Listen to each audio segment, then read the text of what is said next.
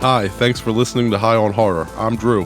And I'm John. This episode and every future episode is dedicated to all the horror hounds and smokers out there who want to expand their knowledge of the genre and have a good time. Today we're reviewing our first comic book film, Doctor Strange in the Multiverse of Madness, directed by the Evil Dead Sam Raimi. It's a trippy, psychedelic horror movie / comic hybrid, and we can't wait to talk about it. All that and more today on High on Horror. Interviews, reviews, and the latest news all rolled into one.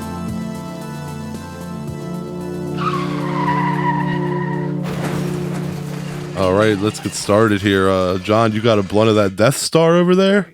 Yeah. I still got the Colorado's weeds. Vecna'd be like, John, let me hit that. No, you still have to watch Stranger Things, though, dude. You still haven't caught up on that. That's something you got to watch. I was going to talk about that, but I can't spoil nothing for you because I know you like the first couple seasons of that show. Yeah, people probably going to be mad I prioritize Kenobi over Stranger Things. It's fair. I'm sure a lot of people do, but, you know, Vecna could have used some blunt, man. That's for sure. I think he would have chilled the fuck out. But I was going to say, I think Josh might agree with me. He's a big Star Wars nerd. Oh, yeah, of course. But, yeah, so you said you had something you wanted to bring up today. What's up? What did you want to talk about? Did you hear Carpenter talking about Halloween Ends? What time? What do you say now? About the ending of the movie. No. Well, I mean, David Gordon Green's already said, I think, that there's like a 4-year time jump. Yeah. And it's going to be intimate, so I don't know, they fucking maybe. Okay. I mean, as he said, intimate and contained. Intimate and Nick Castle said that it's going to be a surprising conclusion. Makeup effects artist Chris Nelson said the third installment's weird and different. But Carpenter weighed in and said, you'll see it's a departure from the others. It's interesting. David's a really good director. I love working with him.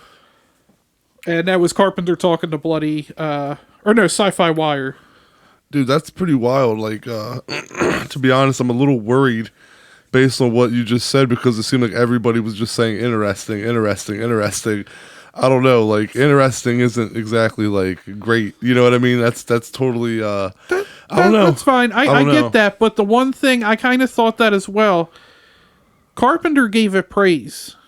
I feel like Carpenter's always kind of been a straight shooter.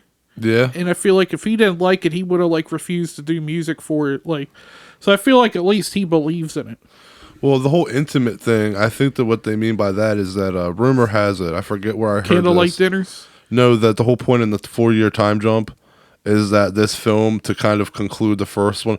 So, like, remember I've talked to you before about the trilogy rule? A lot of people don't know that there's like a trilogy rule where like there is actually like a format to follow. And the best trilogies are that way. Right, exactly. The Dark Knight trilogy, where it's like the first film is about like the origin story. This middle film is like a totally brand new story that has nothing to do with that first film, and then the third film comes along, and that third film tells you something about that first film that you didn't know and brings it back. So it's kind of a tie into the first film. That's kind of people the way. Probably disagree with it, but I'll throw The Godfather in there. I feel you. It kind of does. Even though if maybe you don't like the third one or Coda, but like it kind of follows that formula where the second's just this story about Michael and his, well, obviously Vito being younger, but like the first and third are him coming to power and him dying. Well, technically, sorry, spoiler alert if you haven't seen a 30-year-old Godfather 3. Well, technically, Halloween 1978 like isn't considered in this trilogy. Like the first film in this trilogy would be Halloween 2018. But what I've heard was that like the whole point in this 4-year time jump is that Allison is now pregnant, and Michael comes back to like stalk her, and so it's kind of like kind of going back to like the first Halloween where you have like just somebody kind of just like a lead, I guess you'd say, in a vulnerable position being stalked, and I guess Jamie Lee of course comes back into the picture. And I also heard that like the last like 19 minutes of the movie are Michael and Laurie fighting inside the old Myers house. So I mean, they said like this like 19 I can't minutes. I gotta imagine there's some breaks in that. Maybe like you said, maybe they not just duking like this fucking UFC like old school, like it was just 1 25-minute round. Maybe David Gordon Green saw X and he was like, you know what? If they could show old people fucking, let's do it here. Let's do it here. Laurie gonna be slapping old skin. We're gonna be that'd be going down Halloween 6 territory, making Michael fucking Uncle Daddy incestuous. Ugh. But Yeah, no, that's interesting. So I don't know, man. Like first, I'm hearing that it's more like a ghost story, like Christine. Now I'm hearing that it's a departure from the first two films, and the ending is different and interesting. I just don't know what to I'm expect. also wondering, like, is the town, like, obviously they know Michael got away. So, like, are they just always on edge? Like, Farmer Ted got fucked up. Yeah, I don't know, man. Yeah, there's a lot to be answered. But I also wanted to bring up, unfortunately, like a couple of days ago. By the time this episode airs, it'll probably be about a week since it happened. Jimmy Caan died. Jimmy fucking Can. Yeah, James Caan, man, Speaking the of legend. Godfathers, right? Yeah, right, man. Yeah, he was, of course, Number in Misery. one was better than two. He was in Misery. Paul Sheldon did a fucking great job in that. Of course, you know, he was just good in every movie he did. He was good in Elf.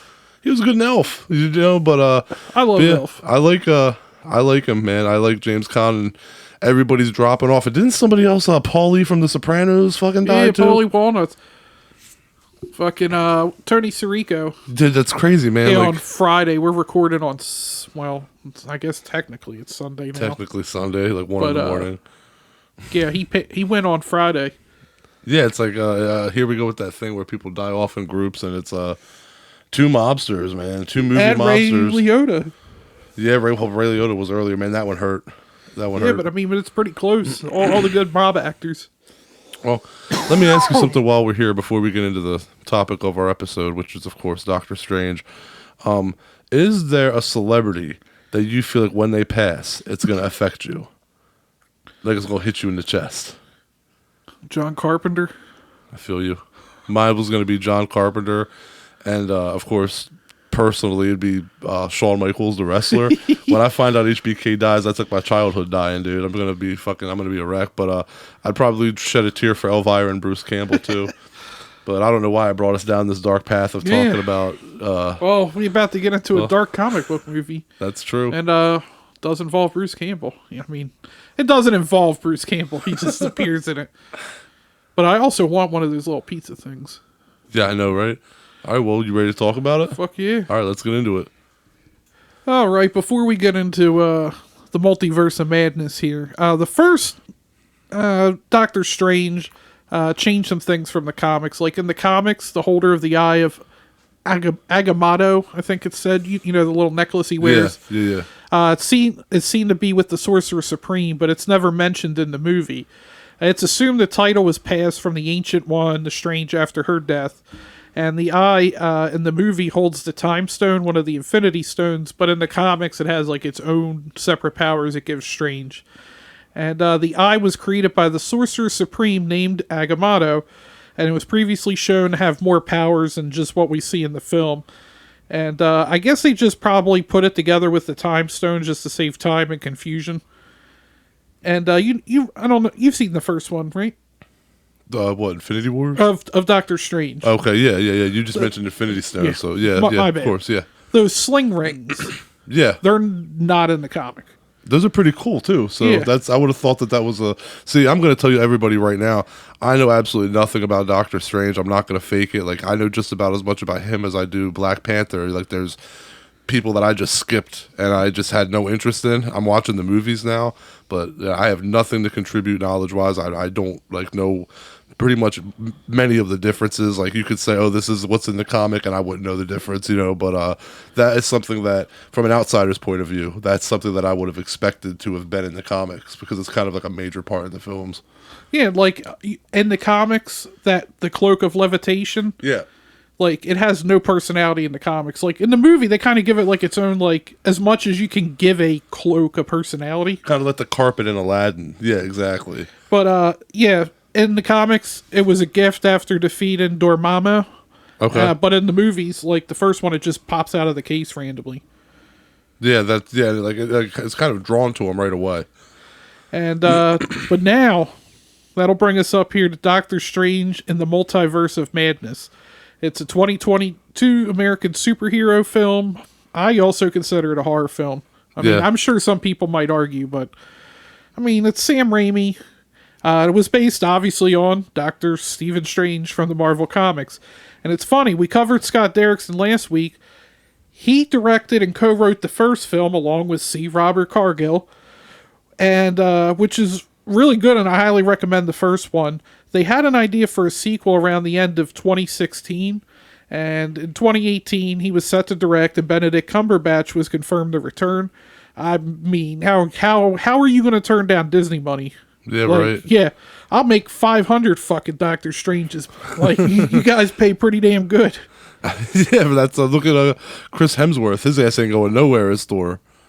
I mean, you can't blame him, like you just said. Did you see what he said about playing the role? About he Thor? was he was kind of making a joke at Hugh Jackman, how Hugh Jackman always wanted to leave the role. Yeah. He said he wants to do 16 Thor movies or something ridiculous. And I will say, of a lot of the Marvel movies, I do like the Thor ones more. I'm going to go see the new one Monday. I'm a big Thor fan. I do like the Thor. I got into I started reading Thor when the first movie came out because, again, Thor was one that I wasn't big on growing up. You know, Spider-Man and Batman and Wolverine and Punisher were all I read growing up. But and some X-Men. But yeah. So all of that was just fucking. You know what, dude? What are we talking about? I am so high. I just lost my train of thought. Oh fuck! People are probably just fucking dying. Who's dying? When we were talking about fucking turning down Disney, I don't fucking Okay, remember, Disney buddy. dude. Yeah. We're probably So- way off, but whatever. That's where we're picking back up. I don't think this was it, I but think you could just move along with the plot.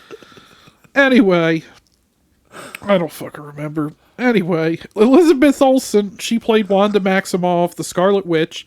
She was confirmed for the film in 2019. Derrickson stepped down as director, citing creative differences in January of 2020.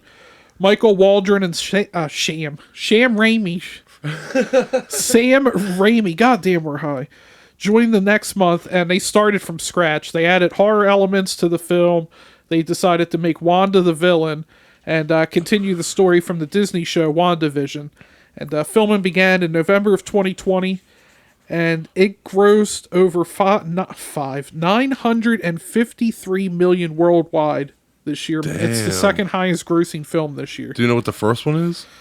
I probably should have looked that up. That's but crazy. I Yeah, did not. it's probably a comic book movie again. I'm sure. That's but, what I figured. I mean, Thor came out. I would think that Thor would even pass Doctor Strange. I would think, but one thing I want to mention is that it's funny that when Scarlet Witch was announced as a villain, that Scott stepped down because I saw that they said that I forget who it was. It might have been Kevin Feige. I think that's Kevin how you say it. Feige. Feige. I said Feige. Kevin Feige. The fucking Feige. He said that they had kind of planned to do like the Scarlet Witch as a villain for an Avengers film. That was kind of the plan all along, and then they just realized, okay, she'd make a good villain for Doctor Strange. So that might have been something that they changed last minute, and that could have been why Scott stepped down. But either way, my other thing that I wanted to bring up is we did Sinister. We did a deep dive on Sinister. Yeah. We did a fucking deep dive on Black Phone. You're about to take us through Doctor Strange, the second one, but it's not. We're mentioning Scott Derrickson. I think maybe next week, or for the following week, we should let's do the Exorcism of Emily Rose and just fucking do his filmography. Let's just get it out so we can do all of Scott's films. Yeah, because we can't cover the first Doctor Strange. That's not hard. Yeah, correct. But I will say, I mean, the first one's good. And then I didn't even really know Scott Derrickson did it because I didn't really care to look into it. When I heard that he did it, I was really surprised. But really, he's going to direct Doctor Strange? But yeah, he did a pretty worked. good job, yeah. So getting into the story here, America Chavez, played by Xochitl Gomez, and a version of Stephen Strange are being chased by a demon in space between universes while searching for the Book of Ashanti. The Book of Ashanti is portrayed as being written by unknown authors, and it's closely associated with Doctor Strange. It's also is the greatest known source of white magical knowledge on Earth. And the Book of Ashanti contains spells of defensive magic, and it's indestructible. Its counterpart, the Darkhold, which, tell me it didn't have some Necronomicon vibes to it. 100%, man. 100%. That contains all the knowledge of, surprise, the black magic in the Marvel Universe, and likewise is indestructible. You can destroy single pages of either book, but the balance and spell in the other book is destroyed as well to maintain the mystical balance. And a collective of 3 powerful magical beings, Agamotto, Ashur, and Hagath, known as the Vishanti, must allow the spells to be destroyed. They really did not give you any of that in this movie. It's just these are books. I swear, like you can tell it's a Raimi movie. Like you're like, oh, that kind of looks like the Necronomicon. Yeah, and there's also, you'll get into it, but also the Souls of the Damned, that whole thing, and there's a part with the fucking lamp, or the ceiling lamp laughing. Like, it's literally, if you reverse the film, maybe the lamp laughing in Evil Dead 2, and there's so many things. And just like his shots and how like they cut, like you're like, when the wind starts blowing in her hair and it's fast paced editing, and you're like, oh shit, it's a Raimi moment.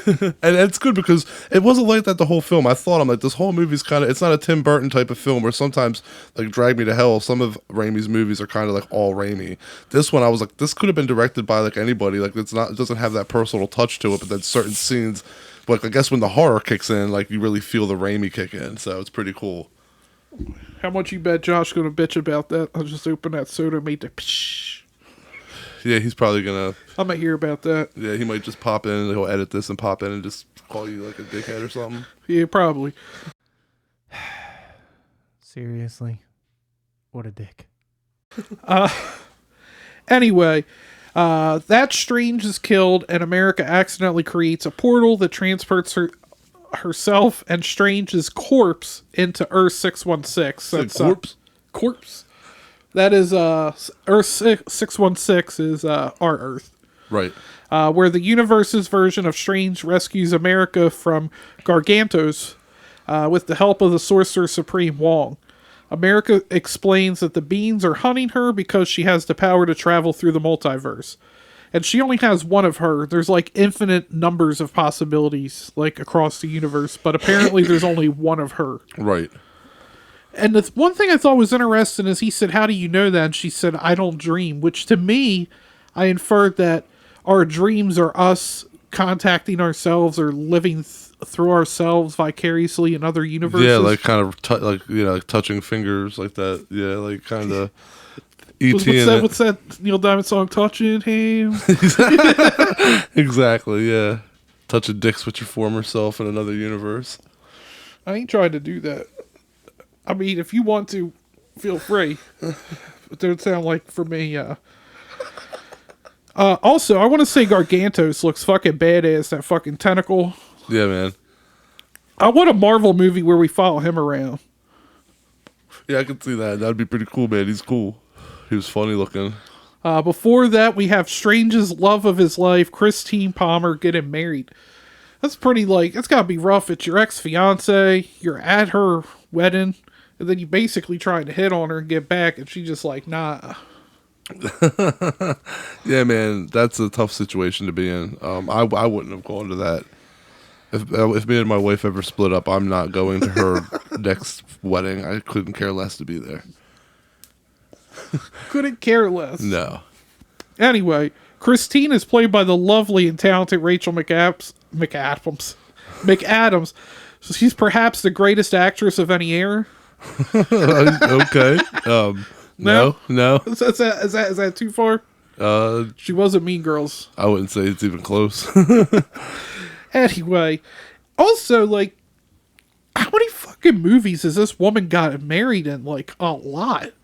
I mean, she's. It feels like it's a lot, but I wonder if that's for somebody who does like a lot of rom-coms. They get married a lot. Yeah, when you're always like the pretty girl in the rom-coms, you're always gonna have the relationship, and I guess yeah. I mean, it does seem like she's always getting married, though. That's for sure. But I did want to say that speaking of your boy Gargantos, I have a knowledge nug here.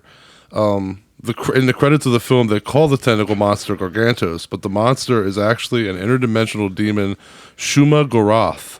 But rumor has it that Marvel would have to pay an outside party for the rights to use that name, and they didn't want to pay up, so they just called him Gargantos. Yeah. And also, it's a pretty cool name. It is a cool name. It works. Again, I knew nothing of Doctor Strange, so when I read that, I was kind of like, I heard about that. I don't know who they had to pay. I don't know all that. I would have not have known that. But and the other one that I wanted to drop real quick is that if you look closely and quickly, when America and Strange are passing through the multiple universes, on their way to Earth 838, you can see the Living Tribunal from the Loki show. I did not notice You have to it. look pretty quickly. I've watched it twice. Yeah, but you was high. Always. No, but yeah, that makes you more like perceptive and receptive. You know what I mean? Also, tell me Doctor Strange doesn't look like Paulie Walnuts. R.I.P. He got that like little hair, and then he got the Dr. Loomis goatee going on, where it's like a goatee, but for some reason you have a little bit of a chin strap. A chin strap. Like, it's weird, Yeah, like Doctor Strange and Tony Stark could definitely have some unique face hair. right? And realizing he has witchcraft runes, who the hell else is Strange going to go talk to except the Scarlet Witch herself, Wanda Maximoff? Yeah, I'll take that blunt. Yeah. I'll try not to burn myself. One big ass problem, though, is she's the one responsible for the attacks. After acquiring the Darkhold and becoming the Scarlet Witch, Wanda believes that controlling America's powers will allow her to reunite with Billy and Tommy, the children she created during her time in Westview. Which also I gotta like... One complaint... Well, maybe I should save it for spoilers. Yeah, I'll save that for spoilers. I don't want to say anything about it. When Strange refuses to surrender America, Wanda attacks Carmitage and killing all the sorcerers. Well, I guess not all, because Wong did survive. I mean, he a main dude, so they can't kill him off. Marvel kind of got their own version of like the Star Trek red shirts, where you just like, oh, I just met this person. Yeah, they're fucking dying. Yeah. Yep. I can totally understand that. Yeah, I Like totally get that. had these people pop up out of nowhere, and you're like, oh, for sure they're dying. You knew that this character introduction was for a quick exit. I'm like, Trying to make you feel something for somebody for like 15 I don't even minutes. know your name. Right. Anyway, America accidentally transports herself. Did you say America? You just calling it America now? Like it's not even America, it's just America. Did I say America? Anyway, America. My bad. America Ferrera accidentally transports herself and Strange to Earth 838 while Wanda uses the Darkhold to dreamwalk. Dude, that shit, like, in between universes, like, that's some, I complain about CGI, but some of that shit looks really nice. I agree. Yeah. But, I mean, it works for, like, comic book movies. Like, some stuff should still be practical effects. Yeah, comic book movies take place in Fantasyland, so it's okay for CG. And then, it is a little overdone, though, sometimes, yeah. but yeah. Also, I feel like people in comic book movies should get praised more for their acting, because a lot of times they're just staring at fucking tennis balls. That's very true. But yeah, real quick before we move on, I did want to say, I just told you before we started recording this how I was catching up, and I just watched Infinity Wars, and the thing that really annoyed me about that was I was like, Tony Stark's fucking entire Iron Man costume is just CG now. Like, even in the other films, you could tell that there was like a practical suit for certain scenes, and now in this movie, like, it's just entirely CG. It's just that I'm just like, it doesn't look as good, and that's just like so annoying. I just feel like those are shortcuts, and I'm like, why would I just don't like, I don't respect that decision. So yeah, CGI. But I mean, the suit coming on too- is cool, but like, I don't really see a practical way to be able to do that. Yeah, I mean, you could have done the suit coming on and then like cut and then come back to him That's in the true. suit, but yeah, anyway, CGI is abused as shit in those movies, but anyway. But then, like, you have stuff like this where, I mean, like, you have the Scarlet Witch and she's casted magic. That, you know, that shit makes sense. Right.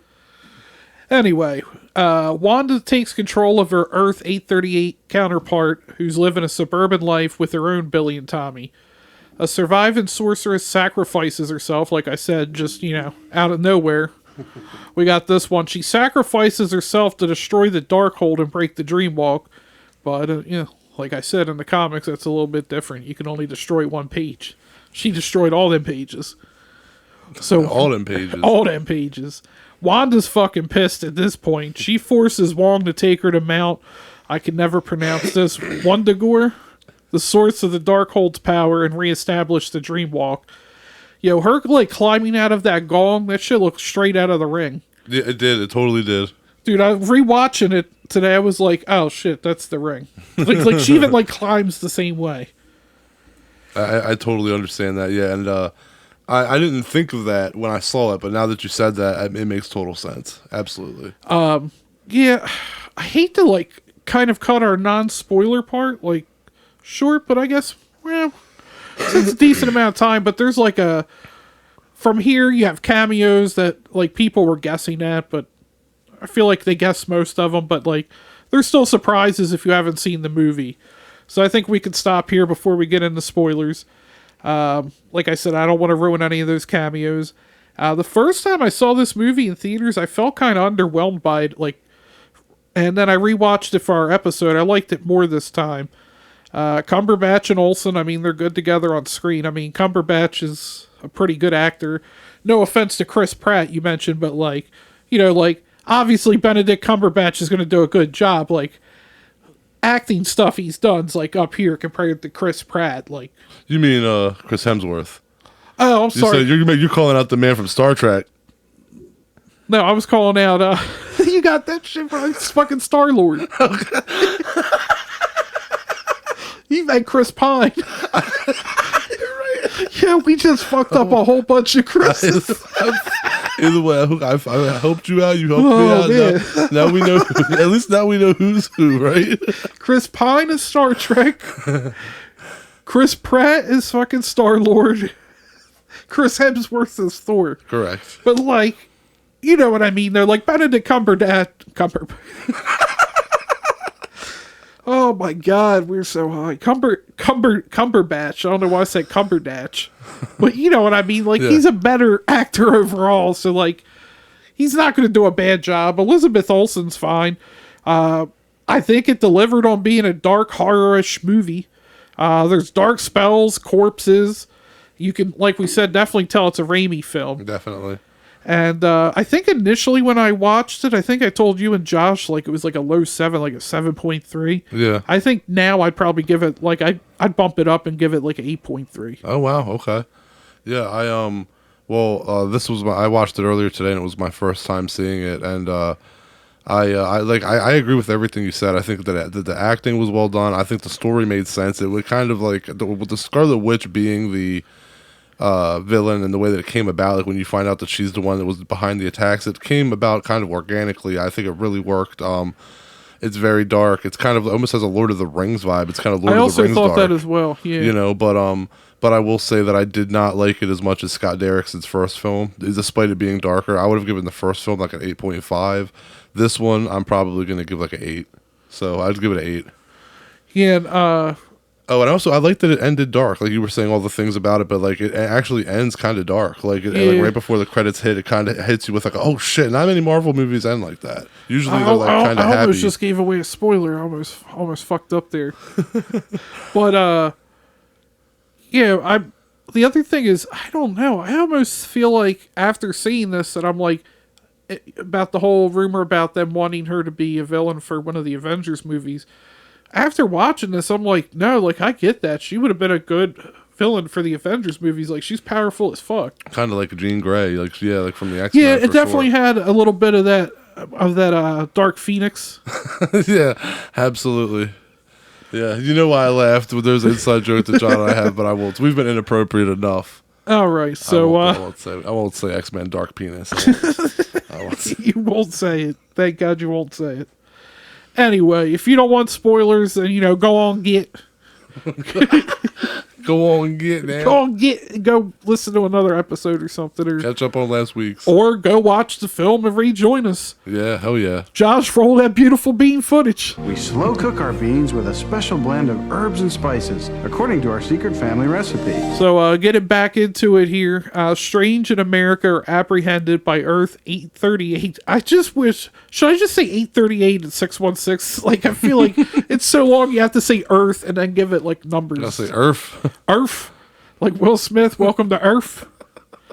Independence Day, that's a good one. People shit on. I like the Independence Day, man. Anyway, Earth's 838 Sorcerer Supreme, Carl Mordo, has brought him before the Illuminati. It's a group consisted of Mordo, Peggy Carter, who actually is now the first Avenger in this universe instead of Steve Rogers. Blackagar Boldigan, a.k.a. the Black Bolt, who Strange actually mocks because they're like, you're mocking us. And he's like, yeah, you have a guy with a fork on his forehead. He does have like a tuning fork on his forehead. Yeah, but you find out he's pretty badass. He's the Black Bolt, Maria Rambeau, and then Reed Richards of the Fantastic Four, and then finally Charles Xavier. John Krasinski was cast, and Marvel actually came out and admitted that they cast him as Reed Richards in this scene because fans had been like, it had been all online. People wanted him to be Reed Richards. So, I mean, it's kind of cool they actually gave some fan service there. that is actually cool. admit that that's why they did it. And of course, it's great to see that Patrick Stewart came back as Charles Xavier. Still, Dude, that was the still one, like, playing that everybody role, was... man. Yeah, everybody was all about John Krasinski, and I love John Krasinski. I love The Office.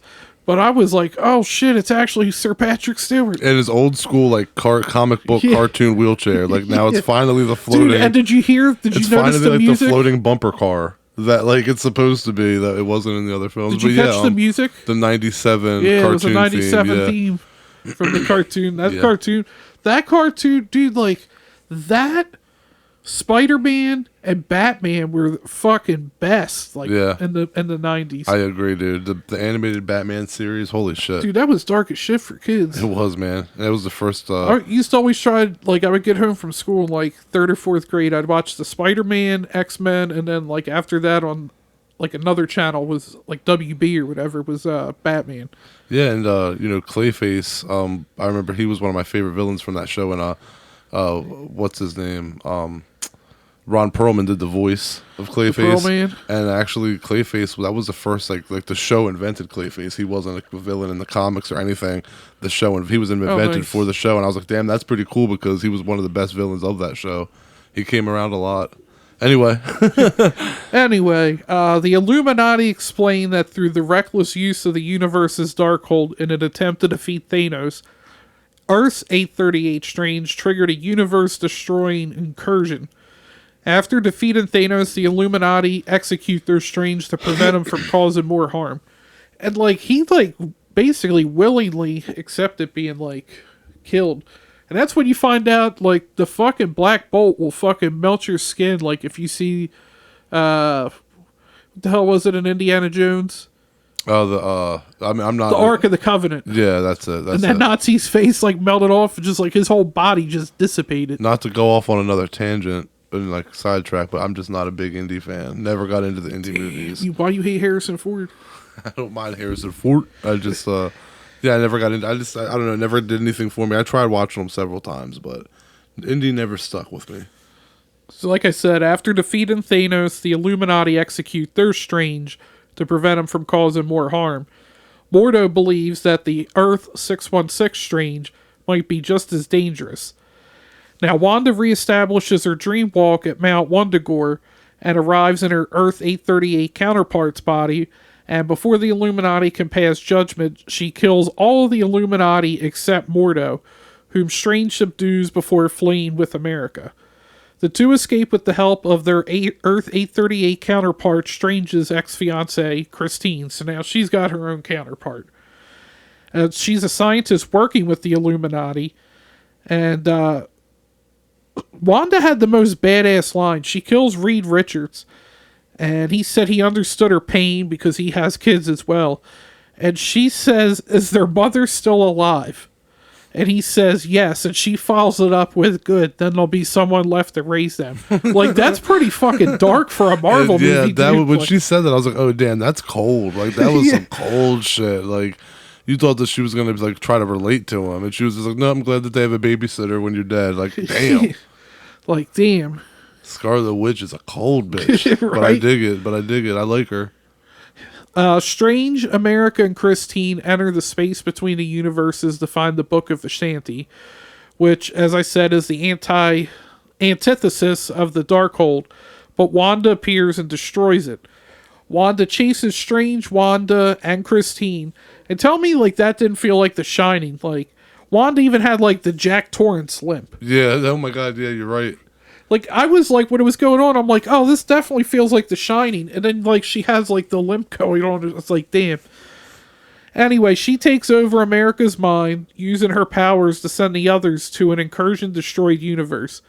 Strange defeats the destroyed universe's Strange, who had been corrupted by his universe's Darkhold as well, and uses it to dreamwalk into the body of his deceased counterpart on Earth 616. Like, I mean, sure, we've seen zombies before, but if to steal from Joe Bob here, but have you seen a corpse become a zombie because a wizard from another universe inhabits his own body and controls it to fight a witch? I think not. And fight off souls of the damned. Yes, and then later control them to use them to fight That's the like witch. a fucking cape, which was badass. And then use it as basically a container Yeah. to like seal her up. Like you said, I think not. Yeah, I think not. If that has happened in another movie, I would be very interested. Write us in. Write it into us because we'll watch it.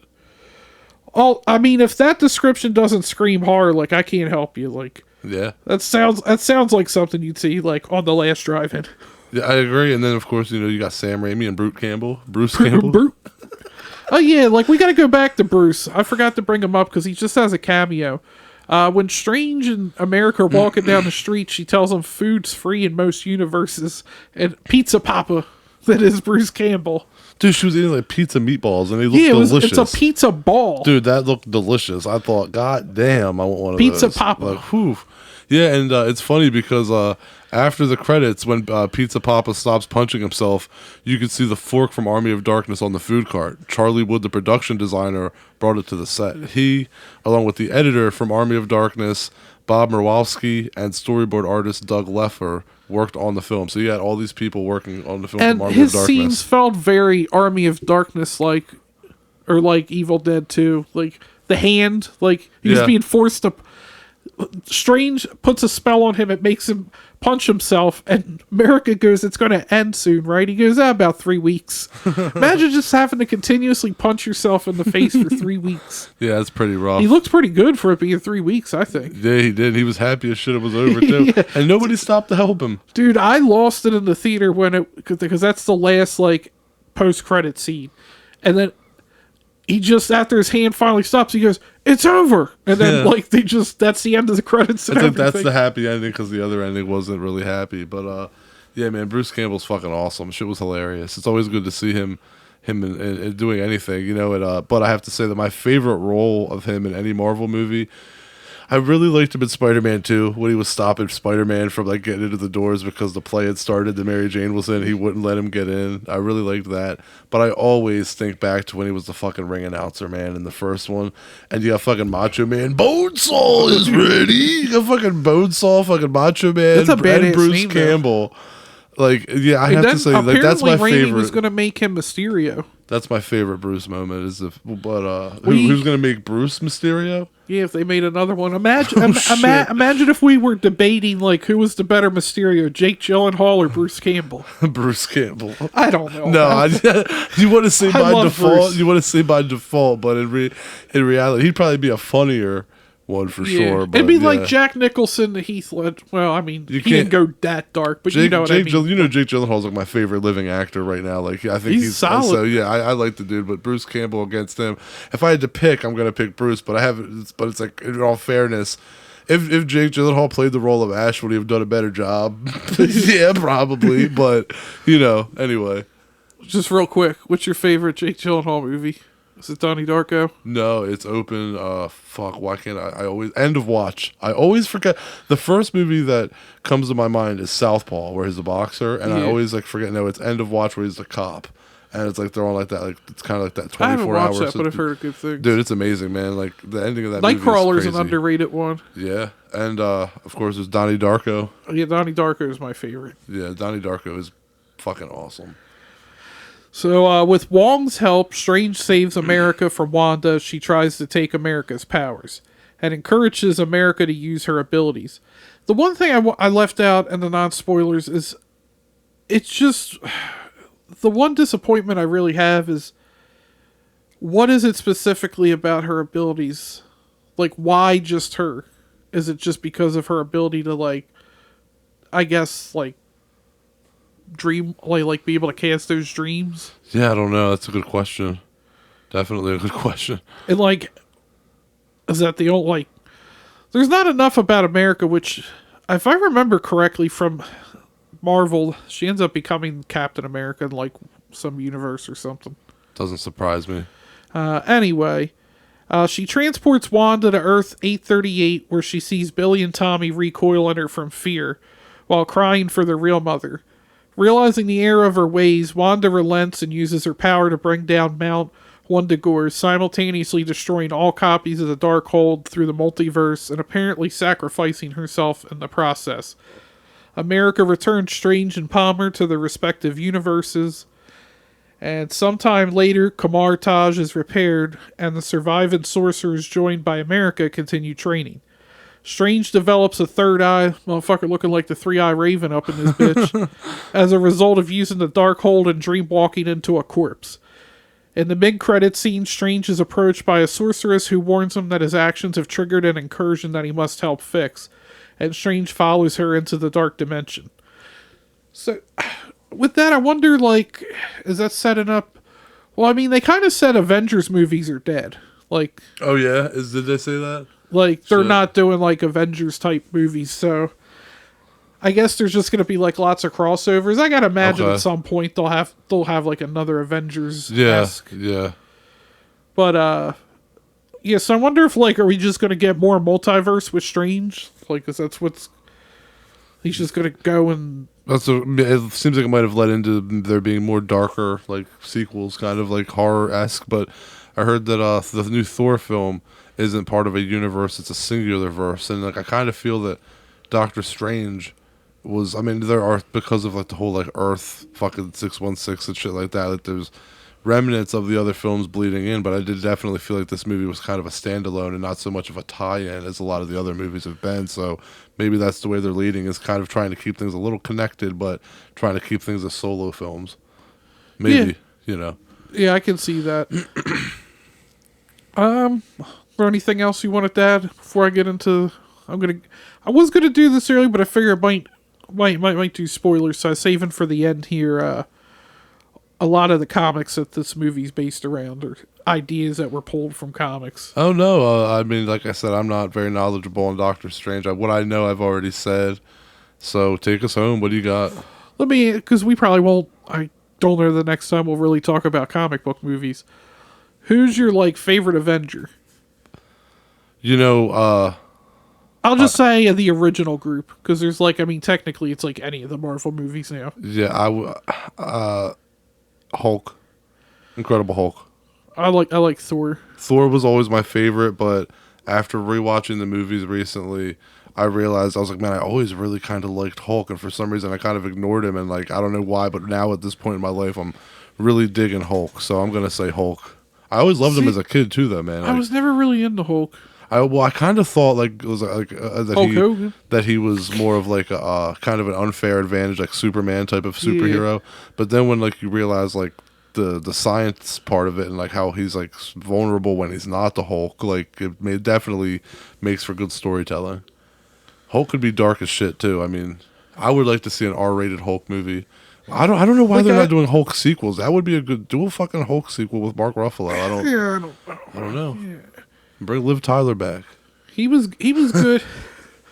He was good in was it the third Thor? Ragnarok. Yeah, he was funny as hell in that. Yeah. I feel like he's good as, like, one of those characters that's in movies. Like, I just necessarily don't. Like Wolverine, kind of like he's a good background character, but he's not a good, like, forefront. There's characters like Wolverine and Hannibal Lecter and Hulk. Like, when they're part of somebody else's story, they work. But when they have their own story and the focus is on them, it gets, like, a little bland. Like, they're not so interesting when they're not there in just 5-minute bursts. And then, like, in the comics, I remember there was, like, because I never really got into Hulk. The one thing I thought was cool was, like, there's all different Hulks. Yeah. There's, like, Smart Hulk, Red Hulk. Yeah. Like, I don't know anything about that shit, but it's Swole. Swoke? Swole Hulk. Anyway. all Hulks are swole, technically. So I'm going to start here with Marvel Spotlight number 4, and that was from the 1970s. That story's about the Werewolves by Night, and it introduced the Darkhold, and actually, Moon Knight has his own show. He got introduced in that as well.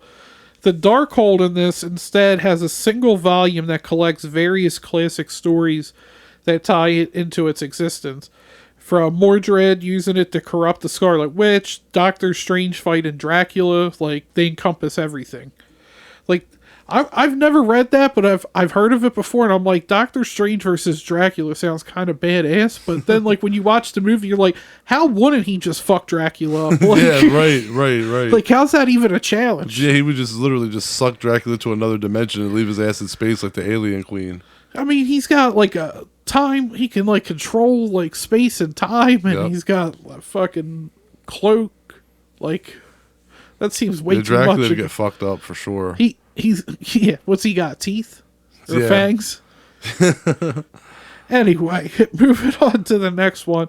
The West Coast Avengers from the mid 1980s.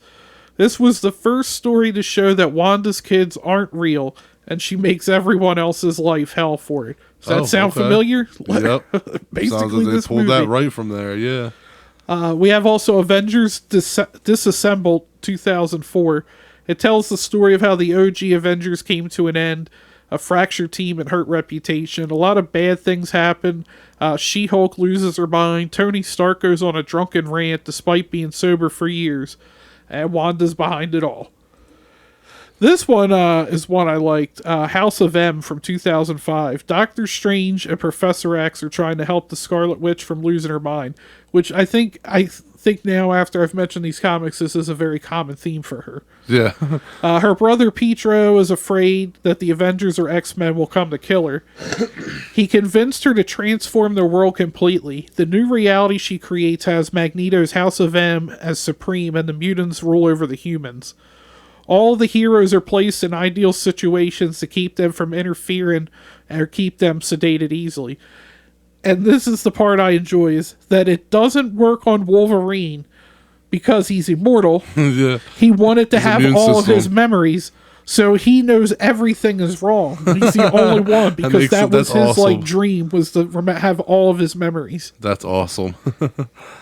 We have the new Avengers, the Illuminati from 2005, Doctor Strange, Charles Xavier, Iron Man, Reed Richards, Black Bolt. They meet up through the years to assess threats to planets and try to network their way towards peace, which I feel like we don't get a whole lot on the Illuminati in the movie, but I feel like that's kind of what that comic basically, I feel like, describes what they're probably Yeah, doing. yeah, that and the other one you were talking about with the Scarlet Witch. Which one was that? Hold on, let me. The West Coast Avengers. Yeah. That one, yeah. Then we have the Young Avengers from 2005. All you really need to know about this one is America Chavez is on the run from a multiversal parasitic demon named Mother. Oh shit. Okay. And then Name your mother. That sounds scary. I'm down. I'll check that out. And then the last one we have is Secret Wars. It was a series from 2015 to 2016. We have the Illuminati, but this time it's Strange, Reed, Iron Man, Black Bolt, but we add in Black Panther, who Black Panther originally had refused to be in the Illuminati. But we also have Smart Hulk, Beast, and Namor. Okay. There's incursions every day where two alternate Earths are set to collide, and they must do everything they can to solve the answer, even at the cost of genocide. Damn. Like, that's got to be, like, that's a pretty serious decision. You dedicated for sure. Strange embraces the dark side, so to speak, to save the world, and that's where the eyeball on the forehead came from. Oh, okay. And Strange is damned, but he saves reality and meets Rabim Allah. It's funny, man, how that shit happens. So, like, the same thing happened with, like, Batman Begins and the other Batman movies where, like, they'll take, like, a fucking stack. David Goyer said that he went to a local comic shop and bought, like, a pile of Batman graphic novels and comic books. Like Frank Miller's The Long Halloween, you know, or not, no, he didn't do The Long Halloween, I'm sorry, I meant the Dark Knight Returns. And then, of course, the Long Halloween and all these other ones. Year one, he bought all these, and the dude at the comic shop who knew him goes, "Dude, are you working on the new Batman movie?" And like he couldn't say anything. But my point is that like he read all of these books and then literally just pulled like Ra's al Ghul from this book and like that, and like Lucius Fox is in this book heavily, so let's use him. And it's funny how like comic book movies have a way of like being true to the source, but also alternating a lot of things. Like Like the eye switch. Like, yeah, stuff it's like with nothing is just like this is how the series of this comic books went. It's like it's a little bit of everything mixed in one, but it's still kind of true to the source because it is like shit that happened. It's just not in the order it happened. So. Yeah, year one cool you can tell is works. definitely a heavy influence in Batman Begins. Absolutely, yeah, and what was the Long Halloween as well. But yeah, I mean, that's pretty cool. I am kind of interested to want to read some Doctor Strange comics now. I'm not going to pretend to be some gung ho OG Doctor Strange fan who's been there from the beginning, but I'm interested to learn. I would. Yeah, I a think couple he of got these, started in the 70s. a couple of these that you listed sound pretty good, but it's all, I would definitely check these out. A couple of them for sure. And it's funny though how like Marvel now has a way of just taking these like not so spectacular characters, some more kind of like minor characters like Doctor Strange. Iron Man was not, like, he was a decent seller, but he wasn't a top seller. I enjoyed Iron Man. And actually, I heard Stan Lee said the whole reason behind Iron Man's creation is he thought, could I take, I guess kind of like, I guess maybe in a way he never heard of Batman, but he wanted to know if he could take like a conservative, rich like person and make them a hero. Okay. Well, So that was kind of like he challenged himself with Iron Man. But like Iron Man was never a big seller. well, yeah, actually, to bring to that point, that's what I was saying was Marvel has a way of bringing comic book characters like Blade to like the forefront and giving them movies, and it kind of like puts them in, like makes them into like a more like a grandeur state where like they're more like, oh shit, like this, like it blows them up and makes them more important and look bigger than they actually were back in the day. Like Doctor Strange, I never have met anybody who was like, my favorite comic book character is Doctor Strange, but now there's like these movies about him and they're good movies, so it's like I didn't know anybody was their favorite, but I knew like them. a couple people that were heavy into comic books that like they were a big fan of Doctor Strange. And that one I told you, I have this like encyclopedia of it's called the Encyclopedia of Superheroes, and I had learned through that Iron Man actually did so bad at was selling such little comic books that they actually killed him off. Tony Stark is an alcoholic and kills himself in the comic books. They killed him off. They killed the comics because it was not selling. Robert Downey Jr. brought that shit back. It's pretty crazy, right? Like that's I think that the comics came back before the movie started again, but there was a point where they legit killed Iron Man off. I saw Robert Downey Jr. in an interview, and I was like, damn, he really does have a good point. He was on Howard Stern, and Howard Stern was like basically like trying to pump him up, and he was like, you know, like, you're the whole reason for the MCU. Like, you and Jon Favreau are, like, the whole reason that the MCU happened. And he was like, man, they should be thanking you. Like, of course they should be paying you that money. Like, they should be doing all this stuff. And, like, Robert Downey Jr. was like, yeah, everybody says, like, oh, yeah, the MCU, of course it's a hit. He's like, nobody was making comic book movies. He said, if we fuck that up, there's no MCU. I was like, he's got a point, because how many times have they tried doing a monster universe with the Universal monsters, and the movie comes out, people are like, this is like ass. Dracula and like, Untold, that was supposed to be the Dracula reboot, and now it's like, nope, never more, they're more. like, never more. They're like, never mind. Like, he's right. Like, he's like, yeah, of course. He said, now it looks so easy, but like, if we made Iron Man and like we fucked it up, there's no MCU. They're not like making Avengers movies. Like that would I would have killed it. I'm like, damn, that's true.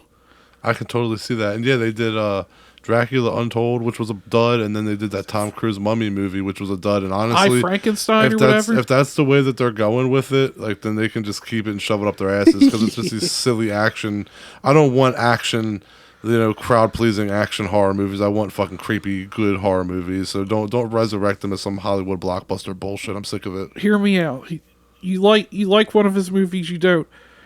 We need to draft Robert Eggers to remake the classic Universal monster movies. Yeah, dude. I think he would do a fucking amazing job with this. Yeah, I agree.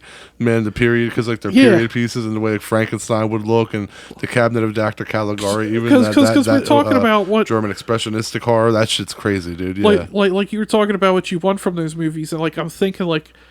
I was thinking too, and I'm like, man, I want something like gothic. I want something like felt like it's set. And I was like, God damn, Robert Eggers. If you want, I don't think he would ever want to remake something. I feel like he'd always want to make his own projects, but if he ever does, like, that's who they should get. Dude, not the okay. So that's kind of we're sidetracked here, but I'll stay sidetracked for a secon. We're wrapping up here. We've talked about. If I were Jason Blum, or if I was the head of some studio, and I was able to say, yeah, I'm going to fund a whole Universal Monsters reboot, and you're like, okay, like, what directors do you want? I'm gonna go right away for consistency and authentication. The fact that when you look at their movies, they seem authentic. Their sets, You know, like the everything about their movies seem like it. Then nothing seems fake. It always seems genuine and real. You always feel like you're in that moment, in that time period, and everything that they do, like I said, is excellent and they're consistent. I would say, okay, I don't know what 3 movies are getting made first, but the first 3 directors we're bringing on board is Robert Eggers, Ty West, and Scott Derrickson. I mean, that's a pipe dream. Right? If you hear like those are the first 3, so you're like, okay, those But are. I'm going to change the studio. Okay. I want A24 to do it. Okay. I feel like they would do. I'm not saying Blumhouse is bad, but I Well, feel like. I said like Blumhouse. I wasn't saying I was Blum. I'm saying like, if But I had a big A24 studio. is that art housey Yeah. thing. So I feel like I know Joe Bob and people hate the art house, but I feel like that would be the way to go with the Universal monsters. Would be those art house type movies. Yeah, man. I see. Like I see personally because Dracula was kind of a slow burn to begin with. The first Dracula to me seems like a 2-hour-long movie, and it's barely over an hour. I would give that one to Ty West because he's like the king of like slow burn. You know, he does slow Yeah. burn really well. And then I would put Robert Eggers with Frankenstein. Because I see like those like the Yes, villages. that's what I was thinking the when villages. we were mentioning Universal monsters. I don't know. In my head, what I was picturing was a Frankenstein Robert Eggers Yes, movie. That's yeah. who I wanted making I just Frankenstein. picture the villages and the bales of hay and Yes. shit, and then I would have to say Scott Derrickson would be the Wolfman. Put him on the Yeah. Wolfman. You know, Oh, that would be man. awesome. That'd be a crazy Somebody Wolfman movie. needs to pay us to make this happen. I don't know why we're getting paid for them to come direct. Somebody's but, gonna listen to this and go, "Hey, let's We take our came up idea." Hey, I hope they do steal our idea because even if we don't get money, we're gonna get blessed with some amazing movies. So yeah, listen to this and take some advice. Listen to us like we're fucking Yeah. experts. Listen to us. Listen to We- advice. Listen to we what we are. want. I will say though, we are the smartest people in this room right now. Facts. Also, fact. We're the only people in this room right now. You didn't have to say that. You just left it at that. Yeah, all right. I think we're done here. Yeah.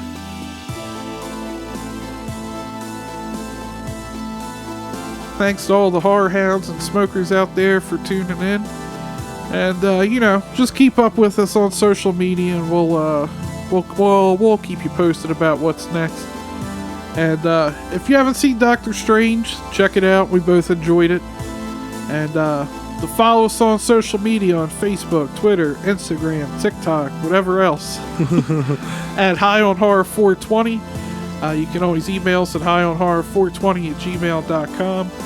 Go to our website, highonhorror.com. You sign up for our newsletter and get the latest episode and guest announcements sent directly to your inbox. And I think that'll about wrap her up. Catch you later. Bye, everybody.